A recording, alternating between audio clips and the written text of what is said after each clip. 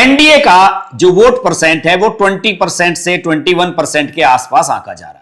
और देखिए, केंद्रीय गृह मंत्री अमित शाह पिछले दिनों मलयाला मनोरमा मैगजीन के एक कार्यक्रम में गए थे और उन्होंने वहां पर यह दावा किया था कि हम जो वोट शेयर है अपना 25% के आसपास, 27% के आसपास लेकर के जाएंगे।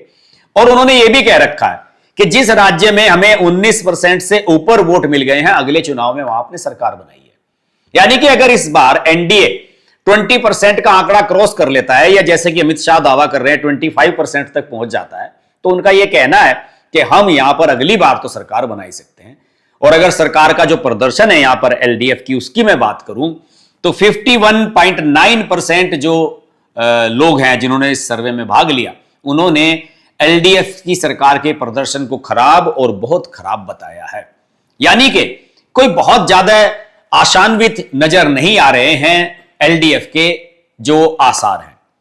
बात करेंगे इस ट्रायंगुलर के बीच, जो ट्रायंगुलर चुनाव हो रहा है, इसके बीच जो गुप्त समझौता या जो सीक्रेट डील्स की बातें आ रही हैं, तीनों ही जो राजनीतिक ताकतें हैं वो एक दूसरे पर आरोप लगा रही हैं कि आपने दूसरे के साथ एक अनैतिक गठजोड़ कर लिया, इस तरह के आरोप लगा रहे हैं। जैसे यूडीएफ कांग्रेस वाला जो धड़ा है, प्रमुख विपक्षी धड़ा, उसके आरोप हैं, उसके विपक्ष के नेता हैं वीडी सतीशन और केसी वेणुगोपाल, जो राहुल गांधी के खास है।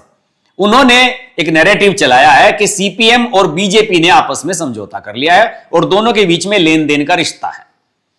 मुख्यमंत्री पी विजयन और भाजपा के शीर्ष नेतृत्व यानी कि मोदी और अमित शाह, इनके बीच एक समझौता हुआ है जिसके तहत एलडीएफ उन निर्वाचन क्षेत्रों में कमजोर उम्मीदवार उतार रहा है जहां भाजपा की स्थिति मजबूत है।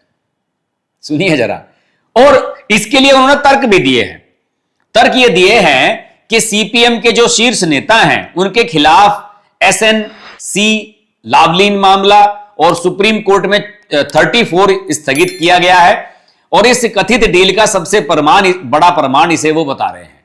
यूडीएफ का आरोप है कि केंद्रीय जांच एजेंसियां सोने की तस्करी, लाइफ मिशन घोटाले में मुख्यमंत्री के कार्यालय तक पहुंचने से बच रही हैं क्योंकि भाजपा को केरल में कांग्रेस को कमजोर करने के लिए सीपीएम की जरूरत है।